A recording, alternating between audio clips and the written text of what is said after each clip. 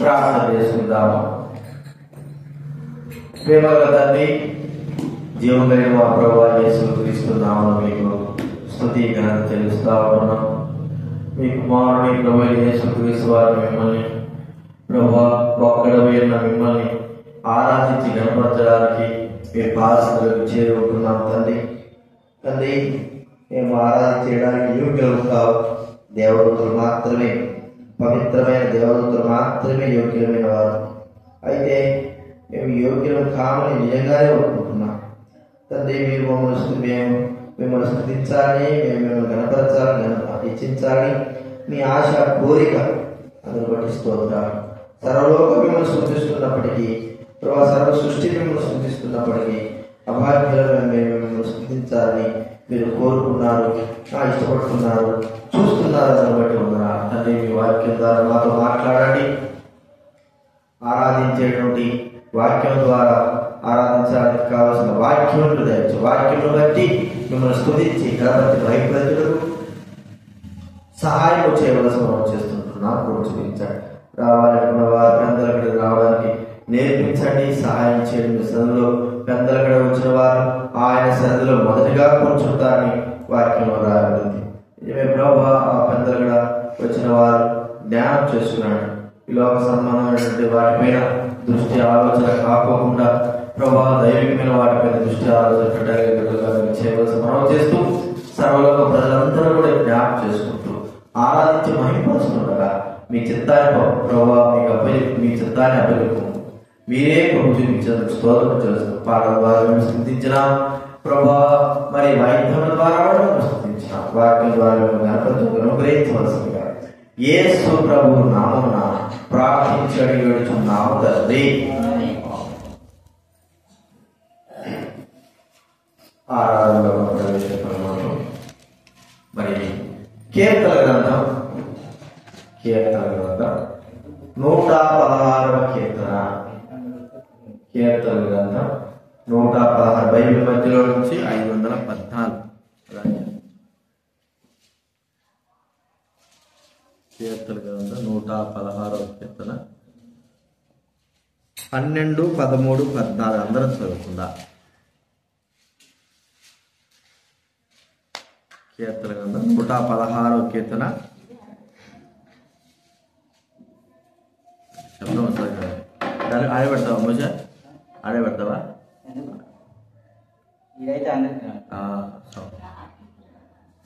అదైనా పోవాల్సింది, మర్చిపోయి పట్టాల్సింది. కీర్తన గ్రంథం 116వ కీర్తన 12, 13, 14 అందరం కూడా చదువుకుందా. దైవ గ్రంథంలో చదవండి. 514 బైబిల్ మధ్యలో నుంచి. యెహోవా నాకు చేసిన ఉపకారములన్నింటికీ నేను ఆయనకేమీ చెల్లించదను. రక్షణ పాత్రను చేత పుచ్చుకొని యెహోవా నామమున ప్రార్థన చేసేదను. యెహోవాకు నా మొక్కుబడులు చెల్లించదను. ఆయన ప్రజలందరి ఎదుటనే చెల్లించదను. మరోసారి చదువుకుందాము. 116వ కీర్తన 12, 13, 14. యెహోవా నాకు చేసిన ఉపకారములన్నింటికీ నేను ఆయనకేమీ చెల్లించదును. రక్షణ పాత్రను చేతపుచ్చుకొని యెహోవా నామమున ప్రార్థన చేసేదను. యెహోవాకు నా మొక్కుబడులు చెల్లించదను. ఆయన ప్రజలందరి ఎదుటనే చెల్లించదను. అలాగే మరి మీకా రాసిన గ్రంథం, మీకా యోనా తర్వాత మీకా 766వ పేజీ. మీకా రాసిన గ్రంథం 766. 766లో 16, 6, 7 వచనం. మీకా రాసిన గ్రంథం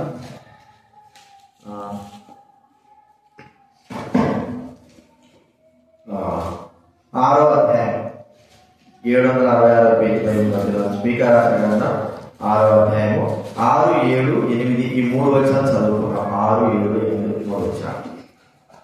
ఏమి తీసుకుని వచ్చి నేను యెహోవాను దర్శించను, ఏమి తీసుకుని వచ్చి మహోన్నతుడైన దేవుని సన్నిధిని నమస్కారం చేస్తున్నాను. దహన బలులను, ఏడాది దూడలను అర్పించి దర్శిస్తున్నా. వేల బల కొట్టేలను, వేలాది నదులంత విస్తారమైన తైలము ఆయనకు సంతోషకరమేనా. నా అతిక్రమములకైనా జ్యేష్ఠపుత్రుడు నేను ఎత్తున్నా, నా పాప పరిహారములకైనా గర్భఫలము నేను ఎత్తున్నా. మనుషుడా, ఏది ఉత్తమమో అది నీకు తెలియజేయబడి ఉన్నది. న్యాయంగా నడుచుకున్నయు, కనికరము ప్రేమించుటయు, దీన మనసు కలిగి నీ దేవుని ఎదుట ప్రవర్తించుట ఇంతే కదా యెహోవా అడుగుచున్నాడు. ఇక్కడ మనం గుర్తిస్తే మరి ఇక్కడ బైబిల్ గ్రంథంలో వాక్యం రాయబడింది, ఏమి తీసుకుని వచ్చి నిన్ను దర్శిస్తున్నావు. ఆయన చేసిన ఉపకారములకు ఏమి అర్పిస్తే, అతిక్రమంలో కనుక జ్యేష్ఠపుత్రున్న గర్భఫలాన్ని ఏమి అర్పిస్తే, వేలాది నదులంత విస్తారంగా పొట్టేలను మరి తైలాన్ని అర్పిస్తే ఆయన సంతోషిస్తాడా, ఆనందిస్తాడా? ఆయన మాట్లాడుతూ నరపుత్రుడా, ఏది ఉత్తమం అది నీకు తెలియజేయబడిన చెప్తూ చివరి లైన్లో ఇంతే కాదని అడుగుతుంటున్నాడంటే, ఏది ఉత్తమం అంటే ఆయన స్తుతించి గణపరిచి మహిమపరచడమే ఉత్తమమైనది. కాబట్టి ఆయన మహిమపరిచేటువంటి కార్యము ఉత్తమమైన కార్యము, స్తుతించేటువంటి కార్యం. కాబట్టి ప్రియమైన వారలారా, దేవుని దగ్గర నుంచి మనం ఎన్నో మేలులు పొందుతుంటున్నాం. అయితే ఎంతవరకు మనం స్తుతించి గణపరిచి ఆరాధిస్తుంటున్నాం, ఎంతవరకు ఆయన గణపరుస్తుంటున్నాం, మహిమపరుస్తా ఉంటున్నాం. ఒక్కోసారి లోకస్తుల వలె లోకస్తులు ఎంతో మేలు పొందుతారు, మేలు పొంది మర్చిపోతారు. ఏదో పైకి ఉంటే సాలి అనుకుంటారు. అవసరాన్ని బట్టి, అవకాశాన్ని బట్టి వారు యేసు ప్రభు దగ్గరకు వచ్చి మరి ఎంతో మేలు పొంది కనీసము దేవుడికి స్తుతి కూడా చెల్లించలేని వారుగా ఉంటారు. దైవజనులుగా మనం దేవుడు చేసే ప్రతి మేలు విషయంలో ప్రభువును కృతజ్ఞతాస్తుతులను మనము చెల్లించవలసిన వారుగా ఉన్నాం. ప్రభువుకు కృతజ్ఞతలు చెల్లించవలసిన వారుగా ఉన్నాం. కాబట్టి గుర్తించుకుందాం, ప్రభువును స్తుతించి ఘనపరచాలి. అదే ఆయన కోరుకుంటే మనము ఆయన ఆ వేలాదినంత విస్తారణ ధైర్యం కానీ, పొట్టేళ్ళు కానీ, లేకపోతే మన జ్యేష్ఠపుత్రుని కానీ గర్భఫలాన్ని అర్పించి కానీ, ఏదో లేదా డబ్బు అర్పించి కానీ ఆయన సంతోషపరచలేము. దేవుడు మనకు చేసిన మేలును గుర్తించుకొని ఆయన ప్రజలందరి ఎదుట రక్షణ పాత్రను చేతపట్టుకొని ఆయన స్తుతించడమే, గర్వపరచడమే ఆయనకు మనము మరి స్తుతి చెల్లించడమే దేవుడు సంతోషపరిచేది. ఏం అర్పించినా కూడా, ఏం చేసినా కూడా మనం రుణస్థులమే. అయితే రుణస్థులమైనంత మాత్రాన ప్రభువును స్తుతించకుండా ఉండకూడదు. ఆ రుణాన్ని బట్టి దేవుడు మనకు కలగజేసిన గొప్ప విడుదల విమోచన బట్టి, ఆయన మనకు కలిగిన ఉపకారాలను బట్టి, మరి ఆయన మన పట్ల చూపిన మంచితనాన్ని బట్టి మనం ప్రభువును స్తుతించి గణపరచవలసిన వారంగా ఉంటున్నాం. దైవ గ్రంథంలో మనం చూస్తే లూకా రాసిన సువార్త 17వ అధ్యాయం. లూకా రాసిన సువార్త 17వ అధ్యాయం 11వ వచనం నుంచి 19వ వచనం మార్చి చదువుకుందాం. లూకా రాసిన సువార్త 17వ అధ్యాయము 11వ వచనం నుంచి 19వ వచనం వరకు మార్చి చదువుకుందాం. ఆయన యెరూషలేమునకు ప్రయాణమై పోతూ సమరయ గలిలయ మధ్యగా వెళ్తుండెను. ఆయన ఒక గ్రామంలో వెళ్తుండగా 10 మంది కుష్ఠరోగులు ఆయన ఎదురుగా వచ్చే దూరం నుంచి, యేసు ప్రభువా మమ్మల్ని కరుణింపమని కేకలు వేసిరి. ఆయన చూసి మీరు వెళ్ళి మిమ్మల్ని యాదవులు ఉండబోతున్న వారిని చెప్పారు. వారు వెళ్తుండగా వారిలో తనకు స్వస్థత కలుగును చూచి గొప్ప శబ్దముతో దేవుడి మహిమపరుచుచు తిరిగి ఆయన కృతజ్ఞతలు చెల్లించుచు ఆయన పాదం మీద సాగిలపడిన వాడు సమరయుడు. అందుకు యేసు 10 మంది శుద్ధులైంది కాదా, ఆ 90 ఎక్కడ? ఈ అన్యుడు తప్ప దేవుడి మహిమపరుచుటకు తిరిగి వచ్చిన వాడెవడను అగుపడలేదా అని చెప్పి, నీవు లేచి పొమ్ము, నీ విశ్వాసాన్ని స్వస్థపరచని చెప్పిన వారితో ఇక్కడ మన బాధిస్తూ 10 మంది కుష్ఠరోగుల గురించి ప్రభు ఇక్కడ మరి వ్రాయించి పెట్టాడు. 10 మంది కుష్ఠరోగులు వాళ్ళు మరి దేవుని బిడ్డలే సమరయ గలిలయ ప్రాంతాలకు వెళ్తుంటే ఒకవేళ 9 మంది మరి ఇశ్రాయేలు సంబంధించిన వారు ఉండొచ్చు, ఒక్కడు మాత్రమే సమరయుడుగా అన్యుడుగా మనము చెప్పగలుగుతా ఉండొచ్చు. మరి ఇక్కడ ప్రభు దగ్గరకు వచ్చినారు ఈ కుష్ఠరోగులైన వారు. వాళ్ళు ప్రభు దగ్గరకు వచ్చి ప్రభువా యేసు ప్రభువా మమ్మల్ని కరుణించు కదా అని, మమ్మల్ని కనికరించుని కేకలు వేసినారు. సరే ఆయన కూడా సమాధానం చెప్పాడు, మీరు వెళ్ళండి, వెళ్ళి అది కరుణించుకోమంటే వారు దేవుడి మాట నమ్మి వెళ్తా ఉంటే మార్గ మధ్యంలో వారికి జరిగిన కార్యం చూస్తే వెంటనే వారికి స్వస్థత కలిగిపోయింది. 10 మందికి స్వస్థత కలిగింది. 10 మంది వారి శరీరం వాళ్ళు చూసుకొని 10 మంది స్వస్థత కలిగితే 10 మందిలో 9 మంది ముందుకు కొనసాగి యాజకుల దగ్గరికి వెళ్తున్నారు. కానీ ఒక్కడు మాత్రమే గట్టిగా చూస్తూ కేకలు వేస్తూ దేవుడు స్తుతిస్తూ వెనక్కి తిరుగుకొని వచ్చి యేసు ప్రభుకి సాగిలపడి శుద్ధ ఆయన పాదములకు సాగిలపడ్డాడు. ప్రియమైన వారరా, మరి గట్టిగా అరుస్తూ వచ్చాడు. ఈ వ్యక్తి ఎవరైనా చెప్పబడిందంటే సమరయుడు అని మనకు చెప్పబడతా. ఇక్కడ ఉన్నటువంటి మరి 9 ఏమైపోయినారంటే వాళ్ళు ముందుకు కొనసాగిపోయినారు. ఒక కృతజ్ఞత లేకోకుండా, స్థుతి లేకోకుండా, ప్రియమైన వారరా వాళ్ళు వెనక్కి తిరిగి లేకోకుండా ముందుకు కొనసాగి మరి యాజకుడు కనుగొచ్చుకోవాలని వెళ్ళిపోయారు. అయితే ఒక్కడు మాత్రమే తన కలిగినటువంటి ఆ యొక్క శుద్ధిని చూసి, స్వస్థతను చూసి గొప్ప శబ్దంతో వెనక్కి వచ్చి ప్రభువుకు స్తుతి కృతజ్ఞతలు చెంది ఆయన పాదాలు సాగిలపడ్డాడు. ఎందుకు సాగిలపడ్డాడు? ఆ 9 మంది మర్చిపోయినట్లే దేవుని యొక్క గొప్ప కార్యాలను మర్చిపోయినట్లే. మరి ముద్దు పెట్టుకున్నారేమో, లేకపోతే మరి యాజకుడి దగ్గర త్వరగా వెళ్ళాలనుకున్నారేమో. కానీ ప్రభువును స్తుతించడానికి వారు వెనక్కి రాకపోవడం ఎంతో చింత, దుఃఖము. అయితే ఒక్కడు మాత్రం వచ్చాడు. ఈ వచ్చిన వాడు ఎవరు? ఈ వచ్చిన వాడు గమనిస్తే సమరయుడు, అన్యుడు, దేవుని ఎరుగని వాడు, దేవుని సంబంధి కానివాడు, దేవుని మరి ఆ యొక్క ఇశ్రాయేలు జాబితాలో చేరని వాడు తన స్వస్థత గలను చూచి యేసు ప్రభువుకు వచ్చి గొప్ప శబ్దంతో ఆయన పాదములకు పడి మరి స్తుతిస్తూ ఆరాధిస్తూ ఉంటారు. ఇప్పుడు మనం చూస్తాము ఈ యొక్క స్థుతికి కారణం గుర్తిస్తారు. 2 విధాలుగా ఉన్నారు. మొట్టమొదటి వాళ్ళు 9 మంది వాళ్ళు శుద్ధులైనారు, కానీ వెనక్కి తిరగకుండా వెళ్ళిపోయినారు రాకుండా. ఒకరు శుద్ధుడు చేయబడి వెనక్కి వచ్చి ప్రభువును ఆరాధిస్తూ ఉంటాడు. ఏమైనా ఆరాధించుంటాడు అంటే ప్రియుల వారరా, మొట్టమొదటి మనం గమనిస్తే ప్రభువు స్తుతిస్తాడు. ఓ ప్రభువా, కుష్ఠరోగంతో బాధపడుతున్న నా జీవితము, కుష్ఠరోగంతో మరి నాకు కుష్ఠం వచ్చిందంటే నా జీవితం ఎంతో నాశనము. ఒక మాట చెప్పుకోవాలంటే ఆ దినాల్లో అతి భయంకరమైనటువంటి వ్యాధి ఏంటంటే, జీవితాంతము బాధించే వ్యాధి ఏంటంటే కుష్ఠరోగము. క్షయరోగం అంటే కొన్ని రోజులు వ్యాధించి దాన్ని మనిషిని చంపేస్తారు. అయితే కుష్ఠరోగం అలాంటిది కాదు. జీవితాంతము ఏమో చేస్తుందంటే ఆ కుష్ఠరోగం వ్యాపించినటువంటి ఆ స్థలాలన్నింటిని కూడా, ఆ శరీర భాగాలన్నింటినీ కూడా కొరుక్కొని తినేస్తా ఉంటారు. ఇది కొరుకు కుష్ఠరోగం అంటే చిన్న చిన్నగా ఖండాలన్నింటిని కూడా కొరికేస్తా ఉంటారు. మీరు చూస్తూ ఉంటారు ఆయా ప్రాంతాలు కుష్ఠరోగులైన వారు చేతులు సగం కూడా కాదు, లాస్ట్ కొరుక్కొని తినే ఉంటాయి. అంత మాత్రమే కాదు, వారి యొక్క ముఖాల్లో కూడా ఆ ముక్కు కూడా కొనుక్కొని తినేసుకుంటారు.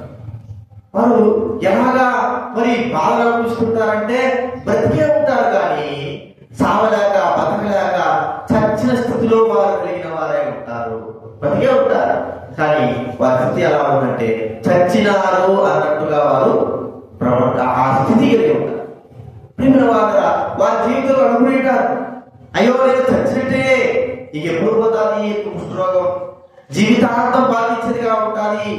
ఈ కుష్ఠరోగం పోవడానికి కారణం ఏమిటి, ఎట్లా పోతుంది? దాన్ని ఒక్కసారి తమ శరీరంలో వచ్చిన తర్వాత ఇక అది పోవడం అసంభవము. దేవుని కృపను ఎప్పుడన్నా అంటే మనకు మరి కుష్ఠరోగాన్ని సంపూర్ణ నాశనం చేసేస్తున్నారు. కానీ ప్రజలైన వారికి దేవుడు ఇచ్చినటువంటి ఆ జ్ఞానాన్ని బట్టి మందుల ద్వారా అంతా కూడా సమూల నాశనం. అంటే కుష్ఠరోగం వచ్చిన వారికి ఉంటున్నటువంటి ఆ యొక్క లక్షణాలు చెప్పండి. కుష్ఠరోగం యొక్క లక్షణాలు ఏమేమి ఉంటాయి చెప్పండి. కుష్ఠరోగం యొక్క లక్షణాలు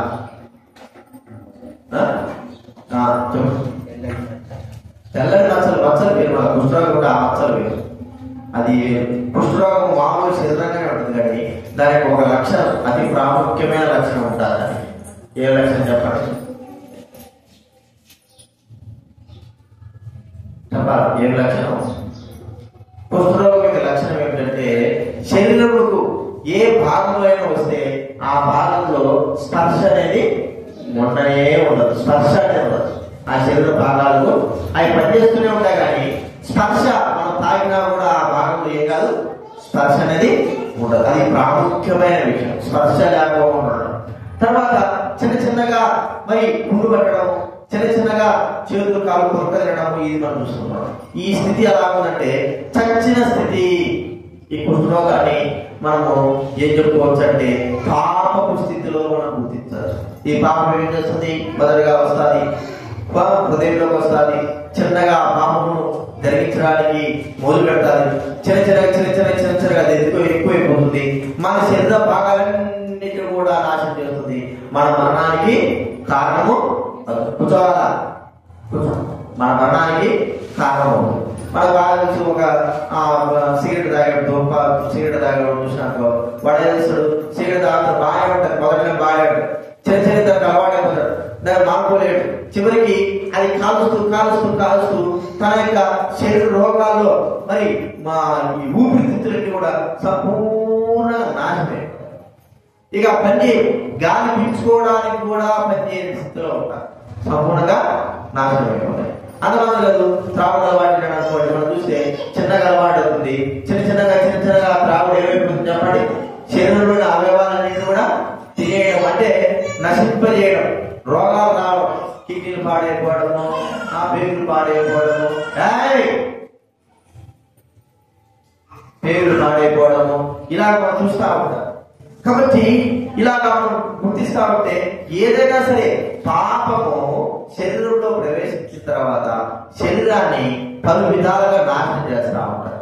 అదే మనం చూస్తే పాపానికి ఉన్నటువంటి గొప్పతనం. అంటే ఆ పాపం ఎంతటి వాడినైనా సరే నాశనం చేస్తుంది. అందుకే బైబిల్లో చెప్పబడింది ఎఫెసీ పత్రిక 2వ అధ్యాయంలో, ఎఫెసీ రాసిన 2వ అధ్యాయము మొదటిగా చదవడమే, పాపముల చేతను చచ్చిన వాడే ఉండగా, అపరాధముల చేతను పాపాల చేత ఏమైనా అంట చచ్చిన. అంటే ప్రకటన గ్రంథం 3వ అధ్యాయం మొదలు చూడండి. ప్రకటన గ్రంథం 3వ అధ్యాయం మొదలు,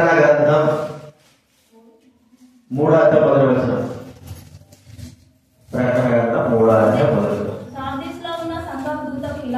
ఇలా ఉన్నాయో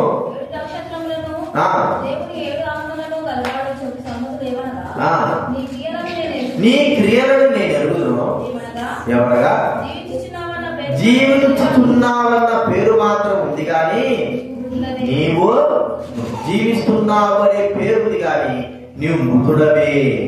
ప్రియమైన వాళ్ళరా, జీవిస్తున్నావు అనే పేరు మరి ఉంది. ఇదే ఈ యొక్క కుష్ఠరోగికి కలిగినటువంటి స్థితి. బతికే ఉన్నాడు, అయితే సమాజంలో లోకంలో ఎలా ఉన్నాడంటే చచ్చినాడు అనేటువంటి స్థితి కలిగిన వాడుగా ఉన్నాడు. కారణము కేవలం తన యొక్క కలిగిన రోగాన్ని బట్టి ఆ కుష్ఠుని బట్టి తను చచ్చినాడు అన్నట్లుగా మనము ఇక్కడ చూస్తా ఉంటున్నాం. బయటికి పిల్లలు పంపేందుకు కోరుతున్నాయి. మీరు ఇక్కడ కూర్చోవాల్సింది, బయట కూర్చోమండి. ఒకరు బయట ఉండండి, మీరు బయట ఇప్పుడే కోతులు వచ్చినాయి.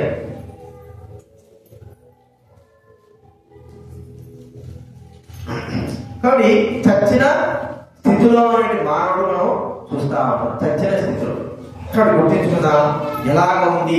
బయట కూర్చున్నాం, దొరికాయ బయట ఎదురు కూర్చోండి, పిల్లలు బయట చచ్చిన స్థితిలో. కాబట్టి మనం గుర్తించుకుందాం ఆ రోగము, ఆ యొక్క కుష్ఠరోగం ఎలా ఉందంటే చచ్చిన స్థితిలో ఉన్న వ్యక్తిని క్రీస్తు వారు ఏం చేసినట్టు ఆయన మాట చేత అతన్ని బ్రతికించాడు. ఎప్పుడైతే తనకు రోగం కుయ్యిందో ఎప్పుడైతే తన రోగము మరి ప్రభు యొక్క నామమును బట్టి ఆయన చెప్పిన మాటను బట్టి స్వస్థత కలిగిందో మనం చూస్తా ఉంటే ఎంత గొప్ప సంతోషం. ఒక మాట చెప్పుకోవాలంటే చచ్చిన వాడు మళ్ళీ బతికొచ్చినాడా అని మరి అందరూ సంతోషించేవారుగా మనం చూస్తాం. బతికినా ఎవరైనా సరే చచ్చిపోదాం అనుకున్నారు, ఇక బతకడంటారు. అట్టో బతికినారంటే కుటుంబానికి కానీ లోకానికి కానీ అంత సంతోషం చెప్పండి. ఎందుకంటే చచ్చేటోడు బతికినాడా. ప్రియమైన వారా, ఈ విషయం మనం గుర్తిస్తే ఈ యొక్క సమరయుడైన వ్యక్తి ఎందుకు ప్రభు దగ్గరకు వచ్చి ఆరాధిస్తున్నాడంటే చచ్చిన తన స్థితిని ప్రభు బ్రతికించినాడుగా ఉన్నాడు. మన జీవితంలో కూడా అలాగే ఉంది. క్రీస్తుని బట్టి పాపముల చేత అపరాధం చేత చచ్చినా మనకు జీవం అంటే లేదు, పాపంతో ఉన్నవాడు. అయితే ప్రభువును బట్టి ఆయన రక్తాన్ని బట్టి మనకి ఏమైపోయిందంటే క్షమాపణ కలగడమే కాకోకుండా మనకు విడుదల విమోచన కలిగింది, మనం బ్రతికింపబడ్డాము అని మనము చూస్తా ఉంటున్నాం. ఇది మొట్టమొదటి మనం చూస్తుంటున్నాం. రెండోది మనం చూస్తా ఉంటే ఈ వ్యక్తి సమరయుడైన వాడు ప్రభువైన యేసుక్రీస్తు వారి దగ్గరకు వచ్చి సాగింది ఆరాధించగల కారణం ఏమిటంటే తనకు సిగ్గు అవమానం అన్ని కూడా తన జీవితంలో తొలగించిన వాడుగా చూస్తా ఉన్నాడు. ఒక మాట చెప్పుకోవాలంటే తనకి ఎంత సిగ్గు ఎంత అవమానమో తన మొహం కప్పుకోవాలా. మనం చూస్తే లేవ్యాకాండం మనం చూస్తా ఉంటే తన మొహం కప్పుకోవాలా. చూడండి, లేవ్యాకాండం 14వ అధ్యాయం. లేవ్యాకాండం 14వ అధ్యాయము 25వ వచనం. లేవ్యాకాండం 14వ అధ్యాయం 25వ వచనం చదువుతా వినండి. బైబిల్ ముందు నుంచి 91 14 20. ఆ పొడగల కుష్ఠరోగి వస్త్రములను చింపివేయవలను, వాడు తల విరియబోసుకునవలను, వాడు తన పై పెదవిని కప్పుకొని అపవిత్రుడు బిగ్గరగా తలకవలి. ఎలాంటిది? పై కుష్ఠరోగి వస్త్రాలు ఏం చేయాలట? చింపేసుకోవాలి. ఇంకోటి ఏంటి? వాడు తల విరియబోసుకోవాలి. అంటే ఆ స్థితిలోకి రావాలి. వాడు పై పెదవులు కప్పుకొని అపవిత్రులను ముఖం కప్పుకొని పెదాలు కప్పుకొని అపవిత్రుడు అరుస్తా రావాలి. ఇది మనకి ఏం సూచిస్తుందంటే నేను అవమానకరమైన జీవితంలో ఉన్నాను, నేను సిగ్గుతో ఉన్నాను. చూడండి, మనం ఒక మాట గమనిస్తే 2వ సమూయేలు గ్రంథము 13వ అధ్యాయం 2వ సమూయేలు గ్రంథం 13వ అధ్యాయం 18-19 చదవండి ఎవరైనా. కన్యకైన రాజకుమార్తెలు ఒకటి ధరించి ఉండేను, బయటికి వెళ్ళగొట్టి మరలా రాకుండాన్నట్లు తలుపు గడియ వేశాను. అప్పుడు నెత్తి మీద బుగ్గి పోసుకుని చింపి నెత్తి మీద చేయి పెట్టుకుని ఏడ్చుచూ పోగా. ఇప్పుడు ఎందుకు ఆమె స్థితిలో వెళ్ళిందంటే తనకు సిగ్గు అవమానం కలిగేటువంటి స్థితి తన జీవితానికి కలిగింది. మనం బాగా తెలుసు. మరి తాను చెరపబడిన వ్యక్తిగా మనం చూస్తా ఉంటున్నాం. చెరపబడిన వ్యక్తి ఎలాంటి స్థితి కలిగి ఉంటారంటే నెత్తి మీద బుగ్గి పోసుకున్నది, ఆ చీరని చింపేసుకొని చీరను చింపుకొని ఏం చేసింది? తల మీద పెట్టుకొని ఏడుస్తూ కదండి, ఏడుస్తూ. మరి ఇక్కడ ఈ వ్యక్తికి ఎందుకు మరి బట్టలు చుట్టుకోవాలా? ఎందుకు ఈ వ్యక్తి తల విరియబోసుకోవాలంటే తనకు కలిగినటువంటి ఆ యొక్క పుస్తకము అంత దౌర్భాగ్యమైనది, సిగ్గుతో ఉండేది. సిగ్గు అవమానం కలిగించేటువంటి స్థితి కలిగింది తన రోగం. వాళ్ళ అలాంటి రోగం మనం చూస్తే చూడండి, కీర్తన యెషయా గ్రంథం 54వ అధ్యాయం. యెషయా గ్రంథము 54వ అధ్యాయము 4వ వచనం. యెషయా గ్రంథం నీవు సిగ్గుపడనక్కరలేదు, అవమానమును తలచము, నీవు లజ్జపడనక్కర లేదు, నీవు నీ బాల్యకాలపు సిగ్గును మరచుదువు. చూడండి, నీవు సిగ్గుపడనక్కర్లేదు, అవమానపడనక్కర్లేదు.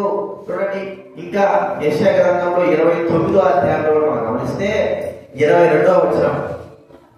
యెషయా 29:22 చాలా చక్కటి మాట ఉంది. అందుచేతను యెహోవా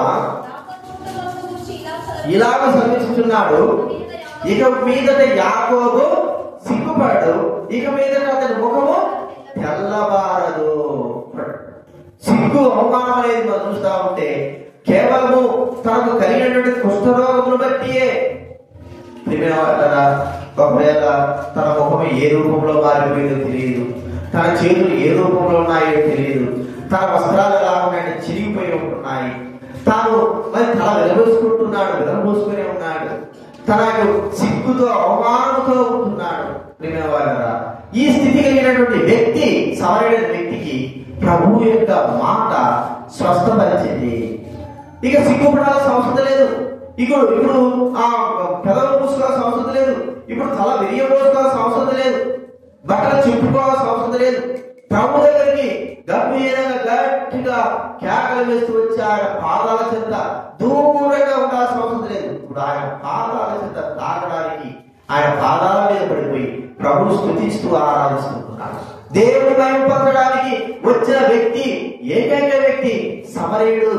మరి ఆ 10 మందిలో ఒక్కడైన వ్యక్తే అన్యుడైన వ్యక్తి. కారణం ఏంటంటే తన సిగ్గును అవమానాన్ని ప్రభువు తొలగించినాడు. మన విషయమే మనం గమనిస్తే మన సిగ్గు అవమానం ఏమిటి? పాపము. అందుకే మన పితరులైన వారు ఆచారాలు చేసిన పాపం బట్టి మనకు సిగ్గు అవమానం కలిగే రీతిలో మన జీవితం ఉంది. ఇప్పుడు యేసుక్రీస్తు వారు ఏం చేశాడంటే సిగ్గు అవమానం కలిగినటువంటి మనకు ఆ అవమానం కలగకోకుండా మనకు రక్షణ వస్త్రాలను మరి సంతోష వస్త్రాలను అనుగ్రహించిన వాడుగా చూసుకుంటున్నా. చూడండి, యెషయా గ్రంథంలో 40వ అధ్యాయం 11 యెషయా గ్రంథం 61:10.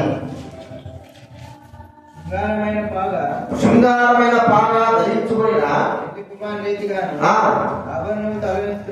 అలంకరించుకున్న పెండి కుమార్తె రీతిగాను ఆయన రక్షణ వస్త్రం నాకు ధరింపజేసి ఉన్నాడు, నాకు ధరింపజేసి ఉన్నాడు కాగా మహానందముతో నేను ఆనందించుతున్నాను. నా దేవుని బట్టి నా ఆత్మ రక్షణ వస్త్రం నాకు ధరింపజేసి నీతిని పైపట్టున నాకు వస్త్రాలు చింపవేయబడినటువంటి ఆ కుష్ఠరోగి స్వస్థత కలగగానే చూచి ఇక సిగ్గుపడాల్సిన అవసరం లేదు. తల విరిగే మోసుకున్నట్టు ఆ వ్యక్తి, పెదాలు కప్పుకున్నట్టు ఆ వ్యక్తి తనకు స్వస్థత కలిగినప్పుడు సిగ్గు అవమానికి అవసరం లేదు అని గుర్తించి ప్రభు దగ్గరకు వచ్చి సాగినప్పుడు ప్రభు స్తుతిస్తున్నారు. మన విషయమే గుర్తిస్తే మనకు సిగ్గు అవమానం కలగకోకుండా మనకు రక్షణ వస్త్రాలను ఆయన ఎలాగైతే ఈ వస్త్రాలను గురించాడు, ఆయన వస్త్రాలను తొలగింపబడాడు. మన కాదు శివవాసుల నుండి యేసుక్రీస్తు వారి యొక్క వస్త్రాలు ఏం చేశారు? తీసేసి ఆ వస్త్రాలను పంచుకున్నారు. మరి ఆయనకు కేవలము ఒక గుడ్డ మాత్రమే, మన దగ్గర గుడ్డ మాత్రమే ఉంచి దిగంబరిగా నిలబడుతూ వచ్చారు.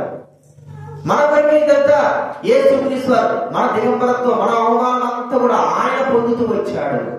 మనకు ప్రియమైన వారు ఆయన తన బట్టలన్నీ కూడా మరి వేలపాట వేస్తే మనకు ఆయన ధరింపజేసిన రక్షణ వస్త్రము నీతి భయపడ్డను ఆయన మనకు ధరింపజేస్తూ వచ్చాడు. ఇవి ధరింపజేయడం అర్థం ఏంటంటే సిగ్గు అవమానం మన జీవితాలకు దేవుడు దూరము చేసినాడు. అంటే ఒక మాట చెప్పుకోవాలంటే మనకు అనుగ్రహించిన రక్షణ బట్టి మనం ఈ దినాన సిగ్గు అవమానం పోయి మరి ఆనందము సంతోషం కలిగి ఆ సమరణ వాడు ఎంతో సంతోషంతో పరిగెత్తుకుంటూ ప్రభు దగ్గరకు వచ్చాడు. సిగ్గుపడాల్సిన అవసరం లేదు, దూరంగా నిలబడాల్సిన అవసరం లేదు, పెదాలు పూసుకోవాల్సిన అవసరం లేదు, తల విరియబోసుకోవాల్సిన అవసరం లేదు.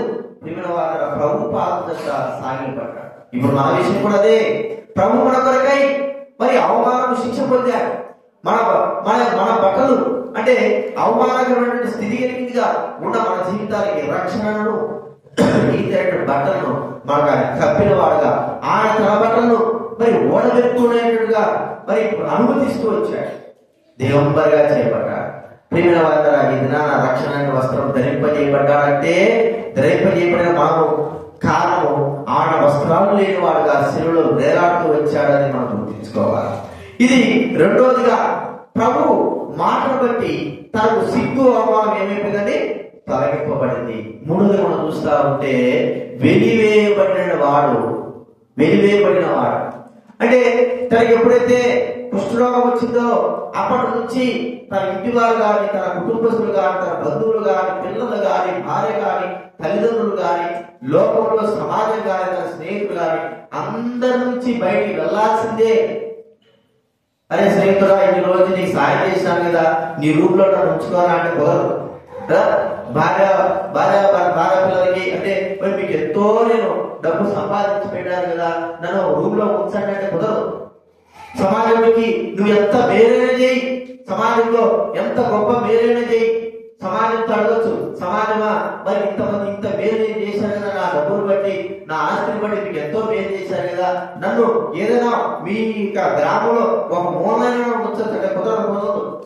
నీవు ఊరి బయటికి వెలివేయబడాల్సిందే ఖచ్చితంగా. ప్రియమైన వారలారా, అందరి నుంచి వెలివేయబడ్డాడు. కేవలము మరి తన యొక్క పాపాన్ని బట్టియే వెలివేయబడిన స్థితి. పాపాన్ని బట్టి, దేని బట్టి కాదు, తన పాపాన్ని బట్టి అంటే తనకున్న రోగాన్ని బట్టి, ఇంకేమి లేదు. డబ్బు ఉంది, ఆస్తి ఉంది, మరి అన్ని ఉన్నాయి, మరి పిల్లలు ఉన్నారు, అందరు ఉన్నారు. ఎందుకంటే ఆయన వెలివేయబడ్డావంటే ఇదిగో ఈ కుష్ఠరోగం వల్లనే. చిన్నది కానీ పెద్దది కానీ అంత చిన్న బొట్టు వచ్చినా కూడా కుష్ఠరోగం మనిషికి, అంత చిన్న బొట్టు వచ్చినా కూడా ఏ కావాలా? ఊరి నుంచి వెలివేయబడాల్సిందే. ఊరి బయట నివసించాలా. చూడండి, లేవియాకాండం 14వ అధ్యాయంలో చూస్తే, లేవియాకాండం 14వ అధ్యాయంలో 13వ అధ్యాయం 46వ వచనం చూడండి. 13వ అధ్యాయం 46వ చదవండి.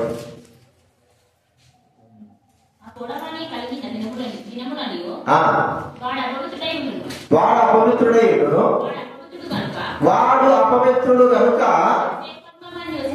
ప్రత్యేకంగా నివసించాలి. వాడి నివాసము పాలెమునకు వెలుపల. పాలెం వెలుపల ప్రియమైన వారు కదా, పాలెం వెలుపలి ఉంటారు. పాలెం వెలుపల ఉండేది ఎవరో దిక్కులేనట్టు. వారైనా సరే ఊళ్ళో ఉండి ఏదో ఒకటి అక్కడిక్కడ ఉండగలుగుతారేమో కానీ పాలెం వెలుపల అనేది మనం చూస్తా ఉంటున్నాం. అది కేవలం మరి కుష్ఠరోగం సంబంధించి మీకు తెలుసు, ఆయా ప్రాంతాలను చూస్తూ వచ్చాము.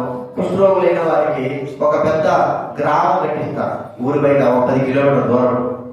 ఆ గ్రామంలో వారికి ఇల్లు కట్టించేస్తారు, సకల సౌకర్యాలు పెట్టేస్తారు, ఫ్రీగానే వారు అక్కడే ఉండాలి.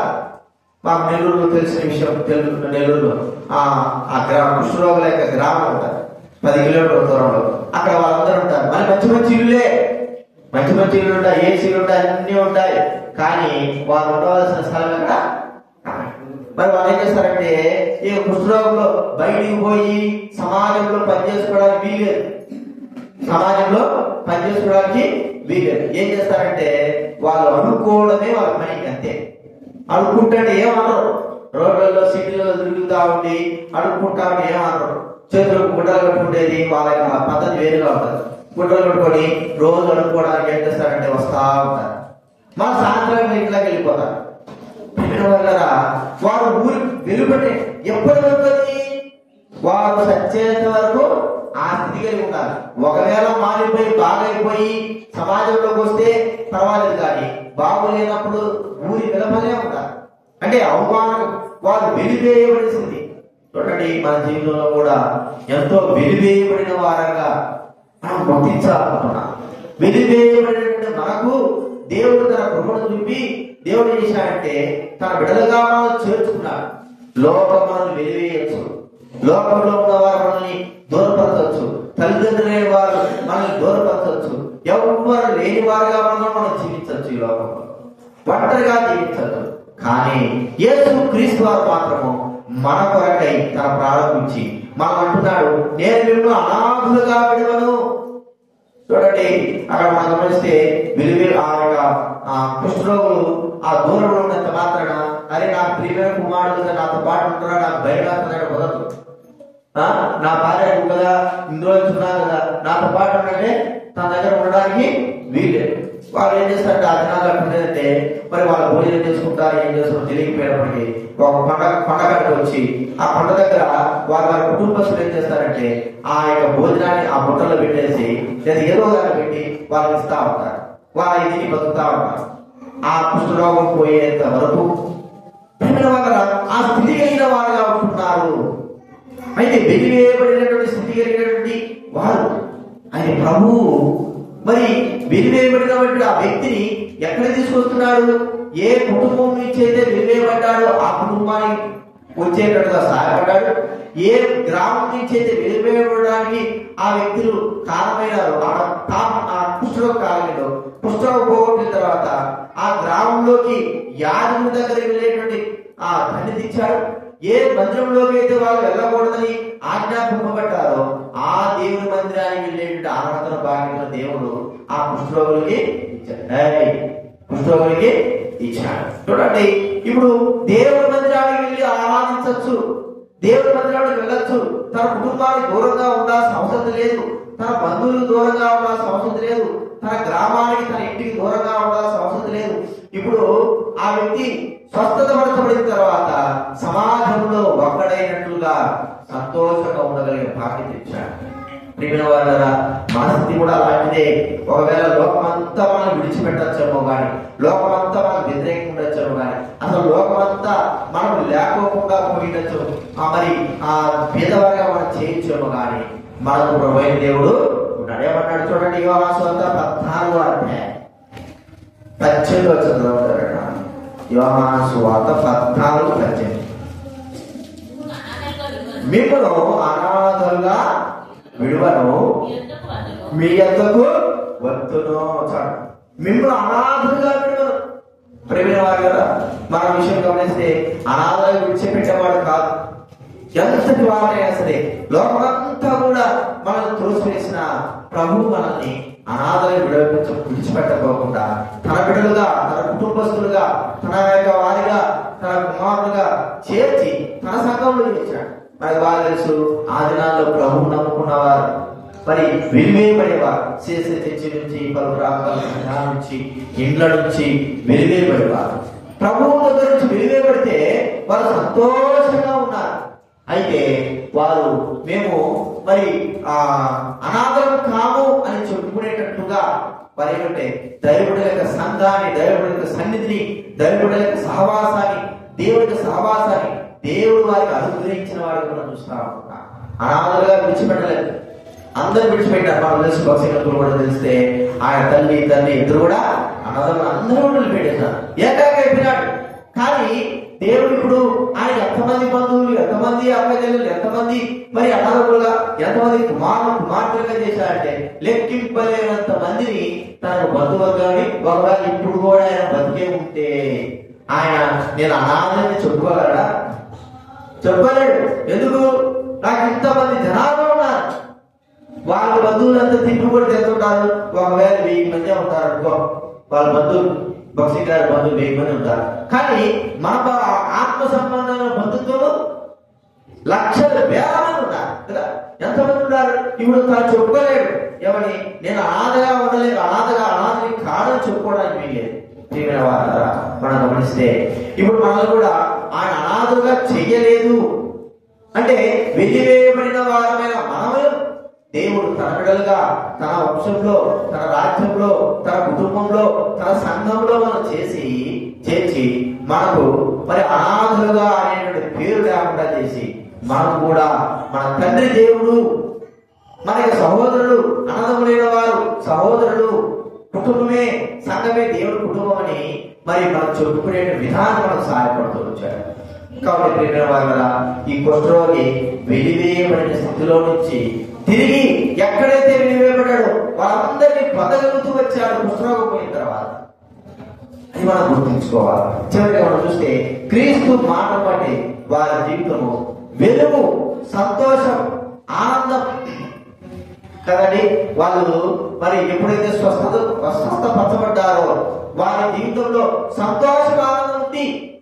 వారు పరిగెత్తుతూ వెళ్ళారు, యాదవులు కనపరుచుకున్నారేమో. కానీ ఒకడు మాత్రం ఆ సంతోషాన్ని ఎలా చూపిస్తున్నాడంటే తిరిగి వచ్చి యేసు ప్రభు యొక్క పాదాల చెంత పడి ఆయన సంతోషాన్ని, ఆ వ్యక్తి యొక్క ఆనందాన్ని మరి కృతజ్ఞతాస్తుతుల మూలంగా చూపిస్తున్నాడు. ఎంత ఆనందంతో, ఎంత గొప్ప శబ్దంతో, ఎంత గొప్పగా ప్రభువు స్తుతిస్తున్నా అంటే తనకు కలిగిన ఆనందము అంత గొప్పది. ప్రియమైన వారలారా, దేవుడి మాట వారి జీవితంలో ఏం తీసుకొచ్చింది? వెలుగును తీసుకొచ్చింది, సంతోషాన్ని తీసుకొచ్చింది, ఆనందాన్ని తీసుకొచ్చింది. ప్రియమైన వారలారా, వారు చెప్పగలిగిగా ఆనందం. మనం చూస్తే యోహాను సువార్త 16వ అధ్యాయంలో 22వ వచనం చదవండి ఎవరైనా. యోహాను సువార్త 16:22.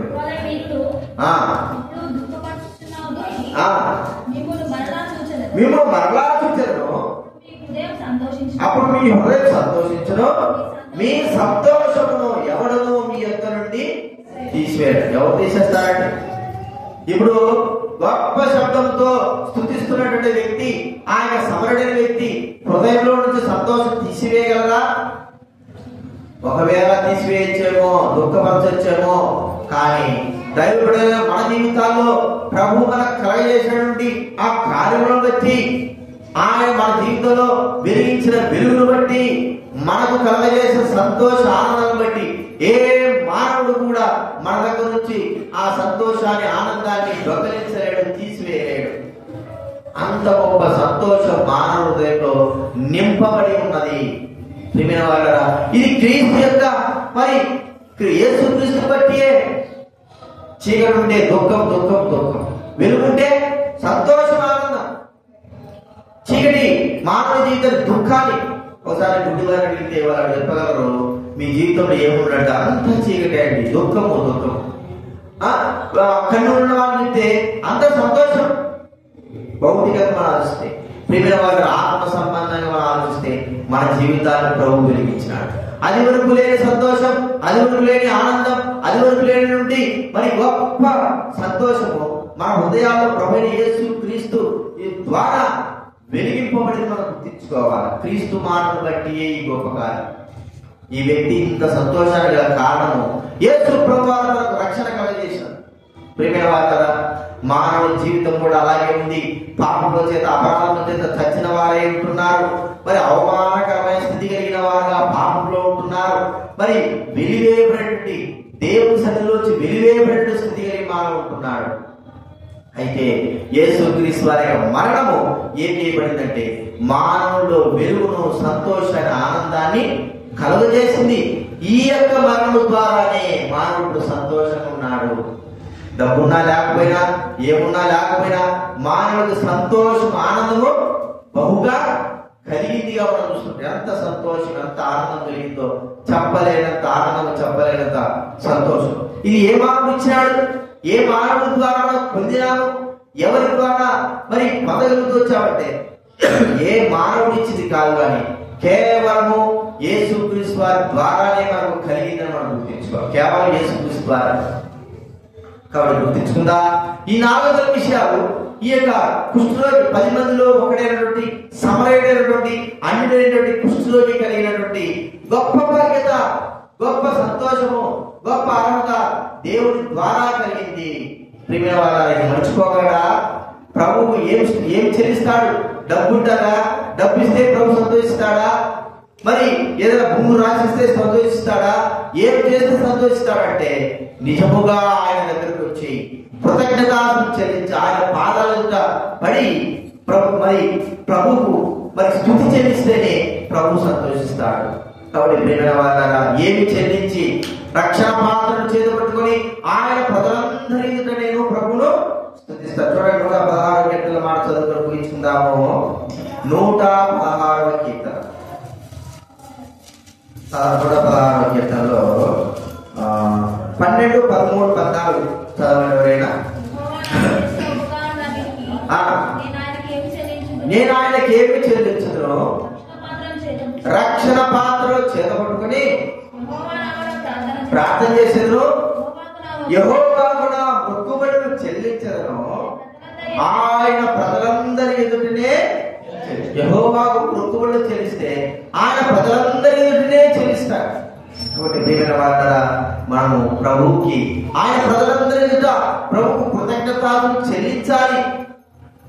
మన పాపం బట్టి ప్రభు అయిన దేవుడు, మరి మన కుష్ఠరోగాన్ని బట్టి మనం చచ్చిన స్థితిలో ఉంటే, అవమానము, సిగ్గు అవమానం కలిగి ఉంటే, కుష్ఠరోగాన్ని బట్టి అంటే పాపాన్ని బట్టి వెలివేయబడిన స్థితి కలిగిన వారు ఉంటే, ప్రభు మాటను బట్టి మనకు సంతోష ఆనందాన్ని ఇచ్చి, పాపము తొలగించి, అవమానం తొలగించి, వెలివేయబడిన వాళ్ళని తన సంఘంలో తన బిడ్డలుగా, తన కుమార్తెలుగా చేసి, మనం అనాథము కాదు ప్రభు బిడ్డలని తెలవించేటట్లుగా వాళ్ళకు సహాయం చేశాడు. కాబట్టి ఆ ప్రభువైన యేసుక్రీస్తు వారిని సమరయుడు ఆరాధించినట్లుగా, సమరయుడు ఘనపరిచినట్లుగా, మహింపరిచినట్లుగా మనం కూడా ప్రభువుని స్తుతించి ఆరాధన. ఈ విషయాన్ని జ్ఞాపకం పెట్టుకుందా, ఆరాధనలో ప్రవేశిద్దాం. ఒక లేచినప్పుడు ఒక పాట పాడుకుందా.